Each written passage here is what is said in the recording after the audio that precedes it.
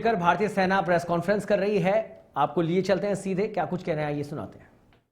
भारत में जम्मू और कश्मीर के पहलगाम में भारतीय पर्यटकों पर बर्बरतापूर्ण हमला किया। 25 भारतीयों और एक नेपाली नागरिक को कायरतापूर्ण मौत के घाट उतार दिया गया। मुंबई के 26 नवंबर 2008 के हमलों के बाद यह भारत में हुई किसी आतंकवादी हमले में मारे गए आम नागरिकों की संख्या की दृष्टि से सबसे गंभीर घटना है। पहलगाम का हमला अत्यधिक बर्बरतापूर्ण था, जिसमें वहां मौजूद लोगों को करीब से और उनके परिवारों के सामने सिर पर गोली मारी गई। हत्या के इस तरीके से परिवार के सदस्यों को जानबूझकर आघात पहुंचाया गया। साथ ही उन्हें यह नसीहत भी दी गई कि वे वापस जाकर इस संदेश को पहुंचा दें। यह हमला स्पष्ट रूप से जम्मू और कश्मीर में बहाल हो रही सामान्य स्थिति को बाधित करने के उद्देश्य से किया गया था। चूंकि पर्यटन फिर से अर्थव्यवस्था का मुख्य आधार बन रहा था, इस हमले का मुख्य उद्देश्य इसे प्रतिकूल रूप से प्रभावित करना था। पिछले वर्ष आप सभी जानते हैं 2.25 करोड़ से अधिक पर्यटक कश्मीर आए थे।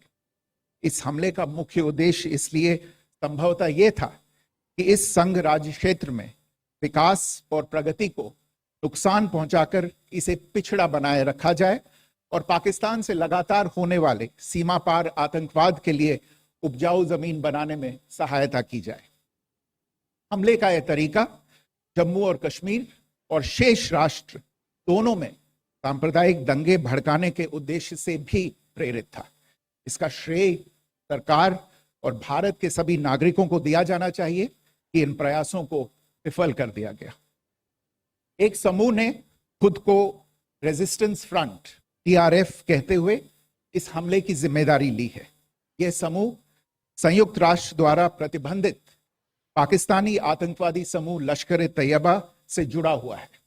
यह उल्लेखनीय है कि भारत ने मई और नवंबर 2024 में संयुक्त राष्ट्र की 1267 कमेटी की सैंक्शंस मॉनिटरिंग टीम को अर्धवार्षिक रिपोर्ट प्रस्तुत की थी, जिसमें टीआरएफ के बारे में साफ इनपुट दिए गए थे। इससे पाकिस्तान स्थित आतंकवादी समूहों के लिए कवर के रूप में टीआरएफ की भूमिका सामने आई थी। इससे पहले भी दिसंबर 2023 में भारत ने इस टीम को लश्कर ए तैयबा और जैश ए मोहम्मद के बारे में सूचित किया था, जो टीआरएफ जैसे छोटे आतंकवादी समूहों के माध्यम से अपनी गतिविधियों को संचालित कर रहे हैं। इस संबंध में 25 अप्रैल को यूएन सिक्योरिटी काउंसिल प्रेस वक्तव्य में टीआरएफ के संदर्भ को हटाने के लिए पाकिस्तान के दबाव पर भी ध्यान दिया जाना चाहिए। पहलगाम आतंकवादी हमले की जांच से पाकिस्तान के साथ आतंकवादियों के संपर्क उजागर हुए हैं। रेजिस्टेंस फ्रंट द्वारा किए गए दावे और लश्कर ए तैयबा से ज्ञात सोशल मीडिया हैंडल द्वारा इसको रीपोस्ट किया जाना इसकी पुष्टि करता है। चश्मदीद गवाहों और विभिन्न जांच एजेंसियों को उपलब्ध अन्य सूचनाओं के आधार पर हमलावरों की पहचान भी हुई है। हमारी इंटेलिजेंस ने इस टीम के योजनाकारों और उनके समर्थकों की जानकारी जुटाई है। इस हमले की रूपरेखा भारत में सीमा पार आतंकवाद को अंजाम देने के पाकिस्तान के लंबे ट्रैक रिकॉर्ड से भी जुड़ी हुई है, जिसके लिखित और स्पष्ट दस्तावेज उपलब्ध हैं। पाकिस्तान दुनिया भर में आतंकवादियों के लिए एक शरण स्थल के रूप में पहचान बना चुका है। यहां अंतर्राष्ट्रीय स्तर पर प्रतिबंधित आतंकवादी सजा पाने से बचे रहते हैं। इसके अलावा पाकिस्तान ने इस मुद्दे पर विश्व और फाइनेंशियल एक्शन टास्क फोर्स जैसे अंतर्राष्ट्रीय मंचों को जानबूझकर गुमराह करने के लिए भी जाना जाता है। साजिद मीर का मामला, जिसमें इस आतंकवादी को पाकिस्तान ने मृत घोषित कर दिया था और फिर अंतर्राष्ट्रीय दबाव के परिणाम स्वरूप वो जीवित पाया गया, इसका सबसे स्पष्ट उदाहरण है। यह स्वाभाविक है कि पहलगाम में हुए इस हमले से जम्मू और कश्मीर के साथ साथ भारत के अन्य भागों में भी आक्रोश देखा गया। हमलों के बाद भारत सरकार ने स्वाभाविक रूप से पाकिस्तान के साथ संबंधों को लेकर कुछ कदम उठाए। आप सभी उन निर्णयों से अवगत हैं जिसकी घोषणा 23 अप्रैल को की गई थी। तथापि यह आवश्यक समझा गया कि 22 अप्रैल के हमले के अपराधियों और उनके योजनाकारों को न्याय के कटघरे में लाया जाए। हमलों के एक पखवाड़े के बाद भी पाकिस्तान द्वारा अपने क्षेत्र या अपने नियंत्रण वाले क्षेत्रों में आतंकवादियों की इंफ्रास्ट्रक्चर के विरुद्ध कार्यवाही करने के लिए कोई स्पष्ट कदम नहीं उठाया गया है। उल्टे वो इनकार करने और आरोप लगाने में ही लिप्त रहा है। पाकिस्तान आधारित आतंकवादी मॉड्यूल्स पर हमारी खुफिया निगरानी ने संकेत दिया है कि भारत के विरुद्ध आगे भी हमले हो सकते हैं। अतः इनको रोकना और इनसे निपटना दोनों को बेहद आवश्यक समझा गया। आज सुबह, जैसा कि आपको ज्ञात होगा, भारत ने इस तरह के सीमा पार हमलों का जवाब देने और उन्हें रोकने तथा उनका प्रतिरोध करने के अपने अधिकार का प्रयोग किया है। ये कार्यवाही नपीतुली, नॉन एस्केलेटरी, अनुपातिक और जिम्मेदारीपूर्ण है।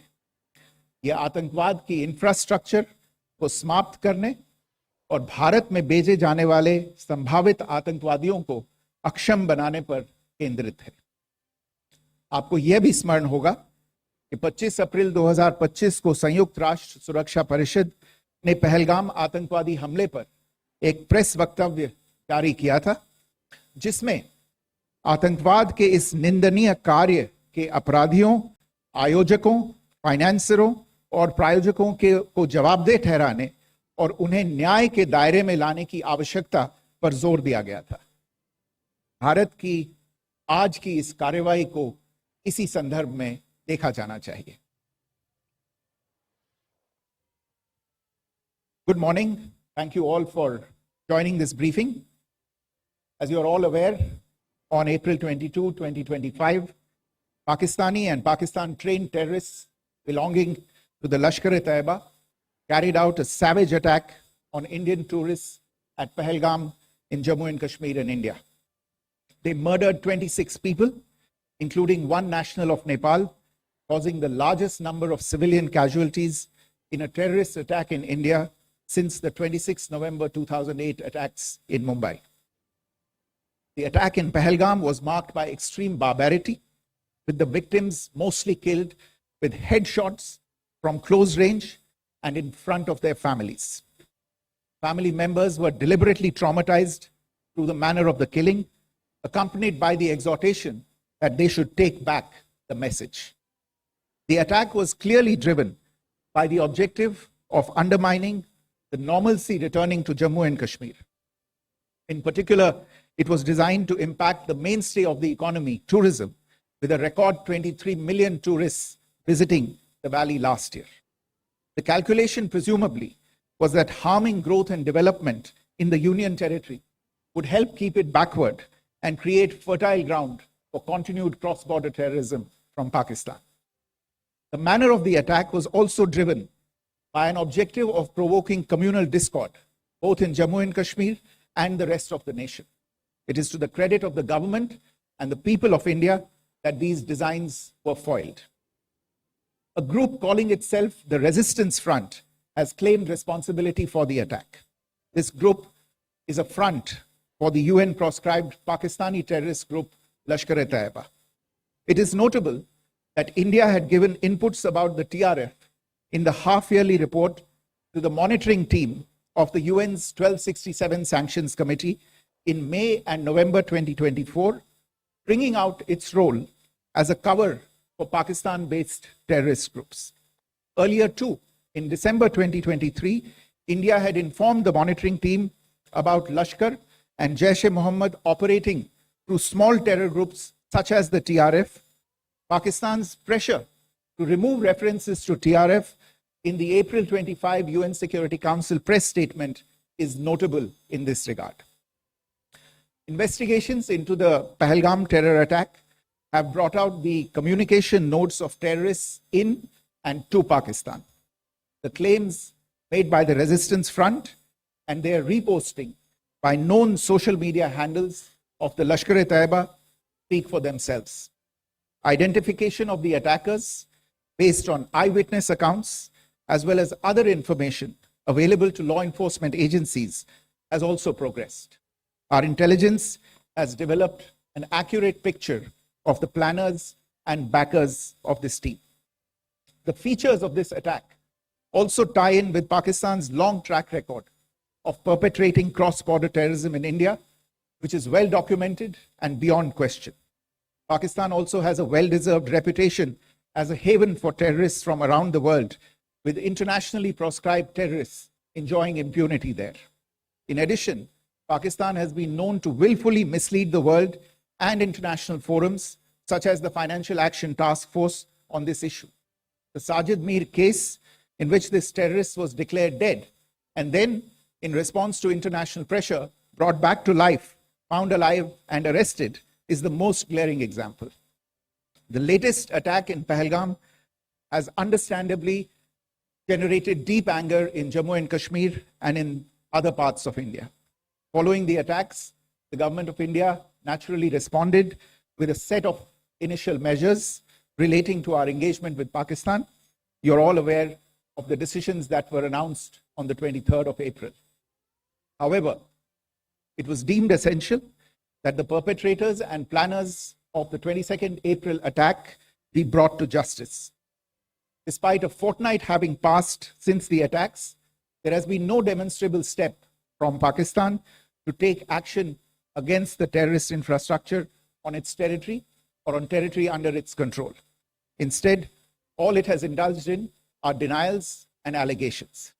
Our intelligence monitoring of Pakistan-based terrorist modules indicated that further attacks against India were impending. There was thus a compulsion both to deter and to preempt.